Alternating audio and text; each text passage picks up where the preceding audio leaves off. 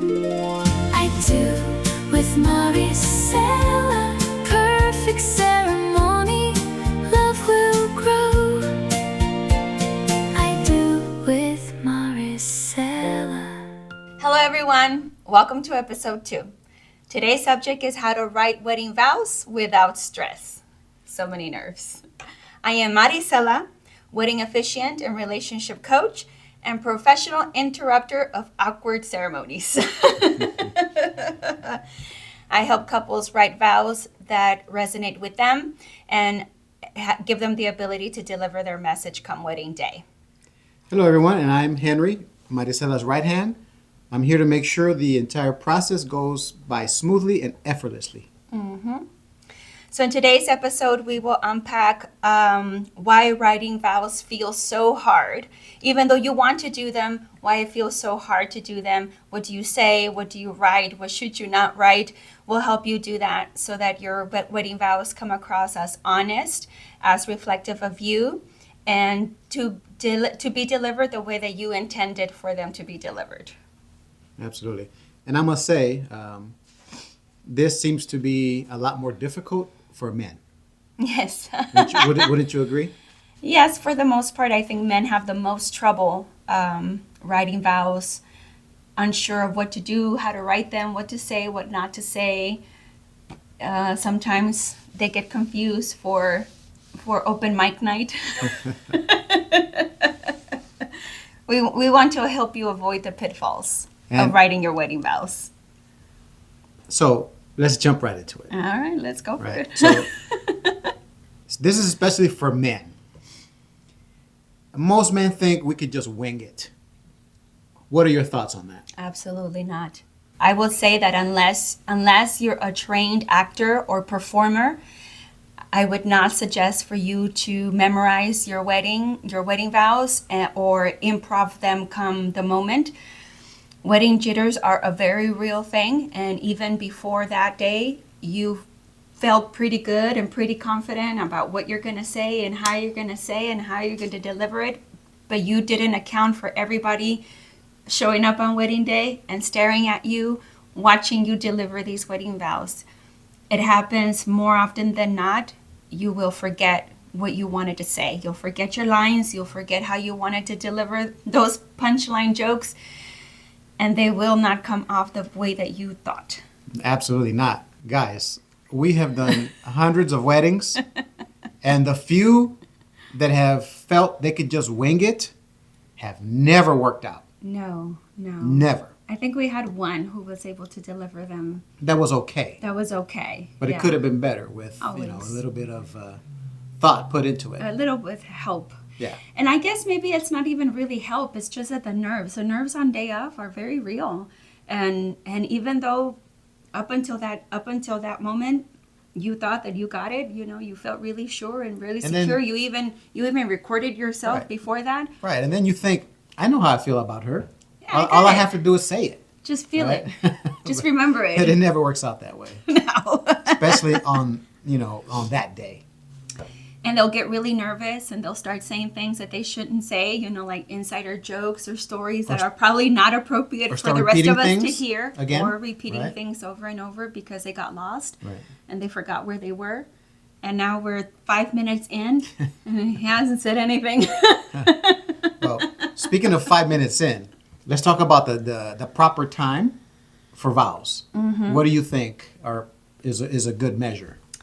I say that if you're a nervous person, if you're not very comfortable with public speaking, then you want to keep them short. I would say anywhere between 60 to 90 seconds. on a short end for a ceremony for your personal vows. If you're more comfortable and you can you're okay with reading your wedding vows, 2 to 4 minutes on the longer side each person is an appropriate time for wedding vows. Speaking of each person, since you brought that up, let's discuss this one situation.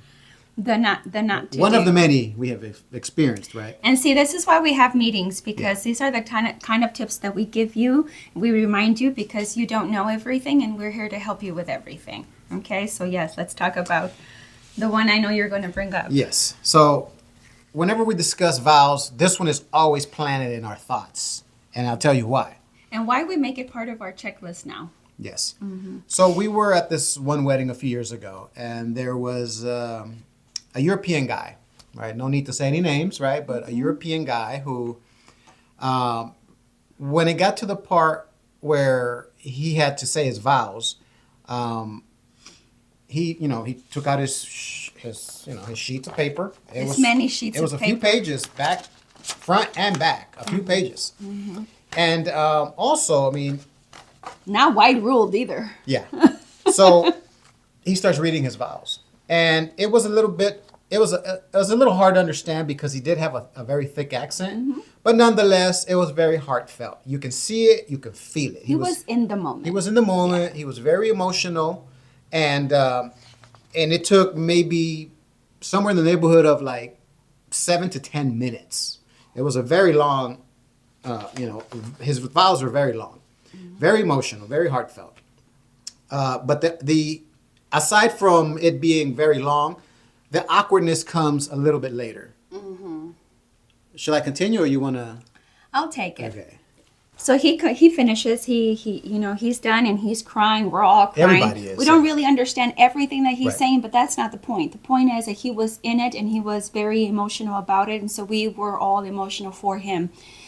And now it was time for the bride to say her vows. And she took out a bar napkin. The bar was just to the side of us. And she took out a bar napkin from her dress, flipped it open. Hi, baby. I love you. Thank you. Fold it, put it back. Those were her vows. That was it. Everyone all the guests were. It was a very moment.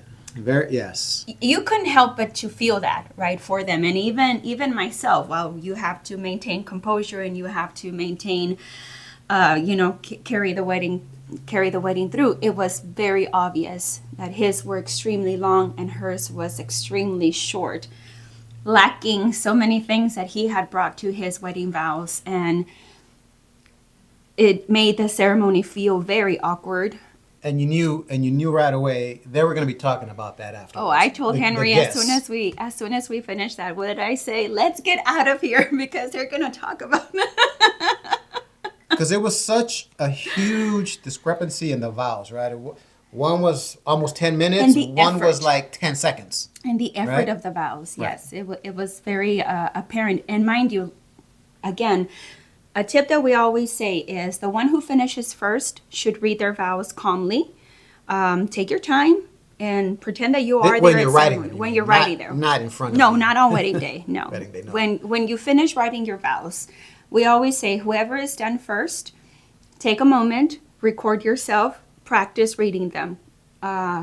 Like in the same tone as you would pretend come wedding day. And time yourself. And then whoever is done first will tell the other one. I came in at 2 minutes and 31 seconds. So then the other person should come in around that time, give or take a few seconds, so that you don't have this disparity of one being too long and the other one being too short. Well, not only that, like especially when they go too long, right? You start losing the moment. Yes, Right, when you- they're too long.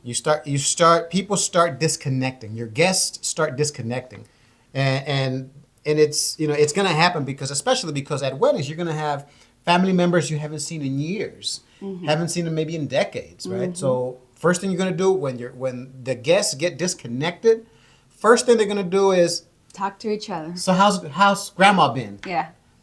Somebody they haven't seen in forever, right? So and I see it all the time. Wedding guests are one of those guests that when they're bored, they don't go to the phone. No. They don't go start scrolling TikTok. They don't do that. Bored wedding guests will always talk to each other. Always. Right. Because they haven't seen each other in so long, like you said. Yeah. And they want to catch up. So we want to try to avoid that. A lot of couples ask us, should we do vows or shouldn't we? Right? We always like to suggest that you should because it is a very emotional moment and it's the moment that really brings everybody in. They wanna hear what there's a wanna hear what huge you're gonna energy, say. Yeah. right? They're very connected with that moment, right? It's not to say that they still won't be without it, but it definitely helps, right? Yes. Yeah. Ultimately, they want to say what they're going to talk about, what they're going to bring up, what they're going to promise, because that is a key part of, wedding vows or Well, promises. with that said, not just stories. What are vows, right? Couples ask us, well, what are we supposed to write in vows, right? Mm-hmm. What should they include in these vows? Well, one thing that you should include in your vows always are your promises and your commitments, what you're going to do, and specifically what your actions will be. A lot of couples like to take the edge off or to take the nerves off. They like to include some stories or, reasons why that person is their person or when they knew that person was their person. Yes, include those stories, right? Tell us. Tell us how you felt. Tell us what you felt when you saw this person or when you met this person, when you went out on your first date. Absolutely. Tell people that. But they also need to involve commitments and promises, what you're going to do or what you're not going to do. Those are important. And we know that not all couples are going to be comfortable with that. No.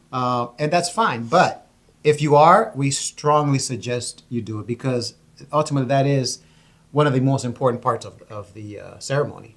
It's the part that brings in the guests, really, that really captures them. Mm-hmm. Right? Absolutely. So, if you're going to promise not to, if you want to tell your spouse that you're not going to leave the socks on the floor anymore, then say that in your vows. I promise not to leave the socks on the floor. Be very specific. Which is, that's another thing that we're going to talk about is being very specific with your intentions. Instead of saying, you're my rock, say something like, you hold my hand during thunderstorms and that makes me feel safe. Be descriptive, be specific. And if you need some help, your officiant can be some guidance for you. They could serve as an extra listening ear or an objective person to help guide your vows so that absolutely. you do say them right. A wedding officiant, like myself, I won't write them for you, but I will help guide you and help you write what you really want to say. Yeah, because not everyone is a natural writer, right? No. Not all of us can express what we feel in writing. Correct. Right? Right. Sometimes we just can't pick the right words. Everybody getting married on professional writers, right? Right. Nor should they be expected to be, but with a little help, they can deliver their vows the way that they intended, to deliver them. Right. What about, most venues have an allotted time for ceremonies, but what about when they want to do their vows English and Spanish? What do you have to advise for that? Well, for those, it gets a little bit tricky. For the bilingual, weddings. Bilingual ones, we also had that ceremony where it didn't turn out very well for the guests because they were freezing and we were outside and their vows were 10 minutes each. Again, when we meet you, we're going to help guide you. And if you want to deliver your wedding vows in bilingual form, then we'll help you with the timing because weather, it matters. Absolutely. Where you are. Whether it's too hot or too cold. Whether it's too hot or too cold, we want to be mindful of not only yourselves, right, but of your guests too, to ensure that they're not out there in the heat or they're not out there in the freezing cold and you have 10-minute wedding vows for each person. It's far too long. So we'll help you trim your ceremonies if you still want to deliver them in a bilingual form. We'll help you trim them so that they convey what you want to say, but won't extend the time for your ceremony. And we because there's also options, right? Maybe one of them can go in Spanish and then the other one can go in English, absolutely. Right? Yeah, absolutely. Or just sprinkle a little bit here and there of the different languages. Spanglish wedding vows are very acceptable too, especially very if your popular. guests understand the languages and they can follow along pretty well. Then absolutely, a Spanglish. If that's normally how you speak in a very Spanglish type of way, your wedding vows should reflect that. Your wedding vows should reflect essentially how you normally speak and how you normally express yourself, but with just a little extra oomph, right? If that makes sense. Yes. With that said, no one should wait too long to write their wedding vows. No. Don't For wait whatever until the reason- night before. That tends to be more of a guy thing. I don't know why, but we seem to think, well, I'll get to it. I'll get to it. I'll get to it. But then time comes, and then time goes. We and, do hear that a lot from the guys. Oh, we'll check in. Periodically throughout the weeks. We'll ask them if they've already written their vows. No, not yet. But I'm getting to it. I'll have it done. I'll have it done. We're a week away. Yeah, and a lot of times they're actually still writing them when we show up to already on the day of. This is correct. Yes. Right? Yes. That's the worst time to be doing this. Right. Absolutely. With all the nerves and all the stress and Yes. By the time your rehearsal comes, because you should be having a rehearsal, so by the time that your rehearsal comes that's around, another topic. Yes, you should have already completed your wedding vows. And again, not memorized, but use a wedding book too.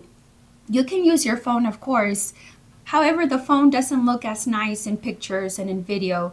We always suggest using a wedding book or paper, loose paper, if you don't want to use a wedding vow book.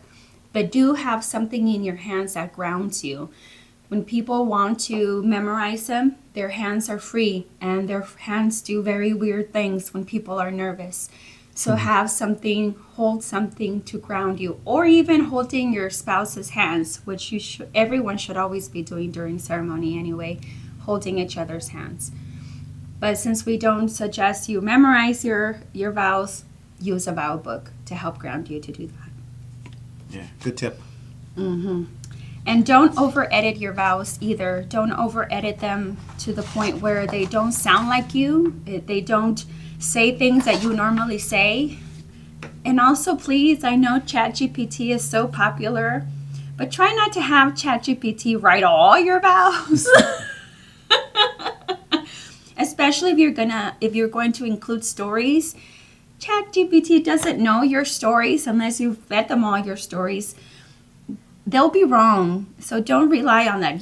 If you're going to use ChatGPT, yes, use them to help guide you through grammar, through setup and through some ideas, but don't use it to write the entirety of your wedding vows. It's not going to sound exactly like you, and those stories are probably not going to be accurate. So it won't be genuine. And it won't be genuine. It won't sound genuine, and that's ultimately what you want for your wedding vows, is to speak from the heart. From the heart, yeah. Absolutely. So how do you get started? How do you sit down and write? How do you do that?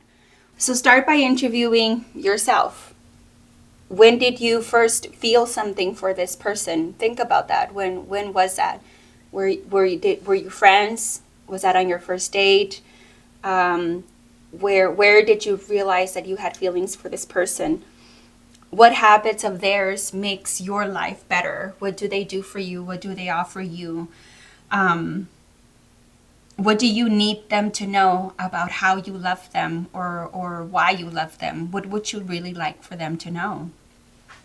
And what is one promise that you can make and keep every single day, right?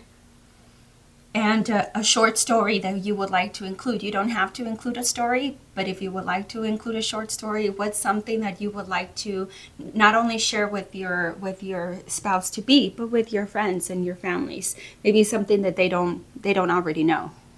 Yeah, I think when it comes to vows, I think we tend to overthink it, versus just, the very first thing is, just put pen to paper. We say spend 10 minutes writing your vows without editing, without changing anything. Just write. You put a timer on, 10 minutes. Just sit there and just write. Just write what's coming out of the heart, what's coming from the feelings, and then you can edit all that stuff later. Yeah. Add or subtract, but just start. Just write. Just start what's on your heart and in your mind. Absolutely. You can't go wrong with that. No, you can never go wrong with speaking from the heart. No. Even if you don't say everything that you want to say or the stories that you want to share, speaking from the heart can never go wrong. I mean, I'll tell you my personal experience.